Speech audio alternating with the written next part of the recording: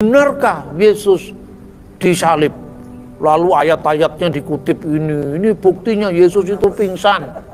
Yesus itu tidak disalib. Ini ayatnya. Ya toh? Kristen anehnya mau aja meladeni. Kalau saya pertanyaannya aja sudah keliru. Pertanyaannya mestinya bukan benarkah Yesus disalib. Mestinya pertanyaannya benarkah Yesus tidak disalib. Karena tidak disalib itu kesimpulan baru. Faktanya Yesus disalib. Dan yang lebih membuat orang marah-marah terhadap saya, kamu tutup Alkitab, Yesus pasti disalib. Nah itu soal sejarah. Makanya saya ceritakan tadi, tanpa membaca Injil, Yesus pasti disalib. Kita buktikan sekarang, kita tutup Alkitab kita. Baca Cornelius Tacitus, sejarawan di abad pertama, sekaligus seorang senator Roma dan ahli hukum Roma. Dalam bukunya, dia mencatat begini, ini teksnya dalam bahasa Latin.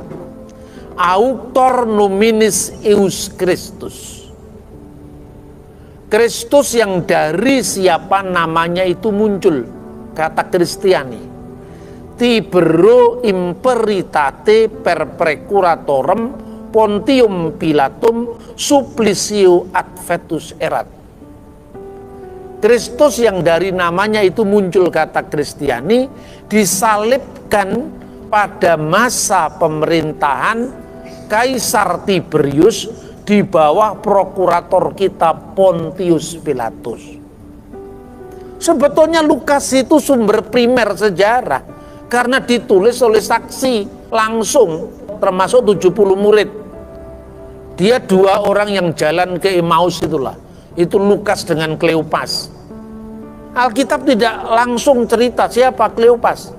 Tapi Alkitab hanya menceritakan ketika Yesus disalib, di bawah salib itu berdiri ibunya. Lalu ditulis saudara ibunya Maria, istri Kleopas, dan Maria Magdalena. Kita bisa membaca buku sejarah gereja dalam hal ini. Misalnya Hagesippus yang menulis kira-kira tahun 130 Masehi. Kleopas itu adiknya Yusuf suami Maria. Istrinya juga bernama Maria.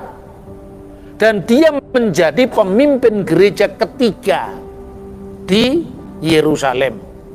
Clear loh sekarang. Nah itu saudara-saudara. Makanya Lukas juga saksi mata. Tapi bukan saksi mata yang sejak semula. Karena apa? Dia pernah mundur dari pelayanan. Lalu kembali ke pelayanan berkat dia melihat Tuhan memanggil Rasul Paulus. Lalu menjadi teman seperjalanan Paulus. Kalau saudara-saudara belajar teologi dari sekolah-sekolah modern itu nggak ketemu yang begini. Lalu gampang orang-orang di luar memprovokasi. Markus kan bukan saksi mata. Lukas kan bukan saksi mata. Tinggal dua, yaitu Matius. Tapi Matius yang menulis Injil itu bukan Matius muridnya Yesus, tapi Matius yang lain. Yohanes yang menulis Injil itu bukan Yohanes anak Yebedeus, tapi Yohanes di abad kedua. Abad kedua itu tahun berapa bro? Tahun 97 itu sudah abad kedua. Yohanes baru mati setahun, tahun 95. Nah dengan kita membaca sejarah seperti ini, yang sering saya sampaikan, sejarah yang penuh bukti adalah mitra dari iman yang penuh bakti. Selubang semut pun orang tidak bisa mengacaukan iman kita. Nah itu saudara-saudara. Makanya dari abad pertama itu kita bisa melacak bahwa Yesus pasti disalib. Ada seorang lagi penulis dari Yunani, namanya adalah Lucianus dari Samosata. Dia menyebut penyaliban Yesus itu parade kekonyolan, takhayul orang-orang bodoh. Dan orang-orang Kristen sampai sekarang menyembah pria yang disalib. Kata salib yang digunakan beda dengan kata salib yang digunakan ke Alkitab. Artinya penulis ini tidak tergantung dengan Alkitab karena dia orang di luar Kristen. Satu sejarawan yang sangat terkenal menulis tahun 95 Masehi, namanya Flavius Josephus.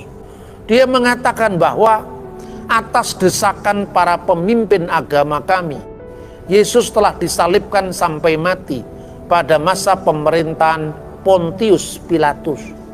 Namun orang-orang yang mengikuti dia tidak pernah mundur untuk menjadi muridnya. Mereka tetap mengasihi dia. Itulah sebabnya kelompok yang disebut Kristen sampai hari ini masih ada. Kenapa masih ada padahal gurunya sudah disalib sampai mati? Mereka melaporkan pada hari ketiga setelah semua peristiwa itu, dia bangkit kembali dan menampakkan diri kepada para muridnya. Itu catatan Josephus. Nah, kita kadang-kadang, itu kan catatan-catatan penjelas tentang seperti itu. Itu dibuang, fakta dasarnya itu tetap disalib. Yang diragukan kan kata-kata mereka melaporkan pada hari ketiga telah bangkit. Katakanlah itu bukan bagian dari tulisan Josephus, tapi ungkapan atas desakan para pemimpin agama kami, dia telah disalibkan sampai mati pada pemerintahan Pontius Pilatus. Itu masih ada sampai hari ini. Dan itu menjadi bukti kenapa Josephus dalam laporannya, Josephus itu orang Yahudi, tidak percaya Yesus. Dia mengatakan orang-orang yang disebut Kristen sampai hari ini masih ada karena pengalaman akan kebangkitan itu. Meskipun Yesus sudah disalib. Talmudnya orang Yahudi itu ditulis belakangan, namun ditulis berdasarkan tradisi lisan orang Yahudi. Sekalipun itu masih dikaburkan, misalnya dengan sumber dari abad pertama sebelum Masehi, tapi di situ dikatakan Yesua telah digantung menjelang Paskah, Ereb ha-Pesach. Itu tercatat dalam traktat Sanhedrin. So dengan demikian bisa disimpulkan, tutupan Injilmu Yesus tetap disalib. Ngapain berdebat ayat? Itu yang namanya sejarah. Tapi kalau kita hanya baca buku sejarah, gereja tidak berdiri. Iya toh? Karena sejarah itu kan hanya catatan-catatan peristiwa. Pemaknaan terhadap sejarah, itulah yang kita sebut sejarah iman. Lah sejarah iman itu makna bagi kita apa? Misalnya Yesus Kristus disalib, itu fakta sejarah umum, semua mengakui. Tapi untuk apa Yesus disalib? Itulah catatan iman kita. Dia disalib untuk menebus umat manusia yang percaya kepadanya. Barulah kita baca Alkitab. Jadi Alkitab itu catatan tentang sejarah iman. Lah setelah masa Alkitab ada tulisan dari para saksi mata, termasuk bapak-bapak gereja. Itulah yang disebut patrologi.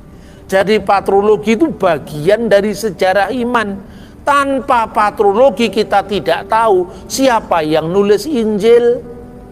Karena Alkitab tidak menceritakan, Injil kedua ditulis Markus, penerjemah Petrus nggak disebutkan. Kita kenal itu dari apa? Dari catatan Papias, fragmen Kanon Muratori tahun 170, baru muncul semua catatan sejarah, baik itu maknanya bagi kita sejarah iman, baik faktanya bahwa Yesus memang benar-benar disalib. Kalau saya pimpin grup ke Israel, saya punya jalan salib sendiri. Saya minta izin ya agar ungkapan itu saya perbarui secara kontekstual. Biasanya diambil dari jalan salibnya Katolik, Roma, Fransiskan. Dan nanti orang Protestan protes ke saya. Kenapa ini Katolik wis ngaliyo ngono lho. Kamu kalau pemikiran primitif kayak ngono menang ora kira menang kamu menghadapi kelompok-kelompok di luar kita. Karena itu sejarah itu siapapun yang mengatakan, jangankan kok Katolik saudara seiman kita. Yosefus yang Yahudi tidak percaya Yesus saja punya makna. Itu namanya sejarah. Mental sektarian. itu sebetulnya cara iblis mengganggu gereja. Makanya pulang hari ini jangan nganggap lagi gereja Katolik itu umat agama lain. Kenapa Katolik di Indonesia di agama lain? Karena dulu kekristenan dibawa Portugis Katoliknya, Protestannya dibawa Belanda. Belanda sama Portugis rebutan rempah-rempah. Maka dicatat sendiri ada dua agama. Padahal kalau Anda pergi ke Timur Tengah yang tidak pernah konflik. Kalau di Barat memang pernah konflik toh, Katolik dan Protestan. Tapi kalau Anda pergi ke Mesir, ke Irak, ke Syria, yang ada cuman Kristen, Masikiyah. Nah di Masikiyah itu ada Kanisa Ortodoks, Kanisa Katolik Rum, Kanisa Protestania. Jadi itu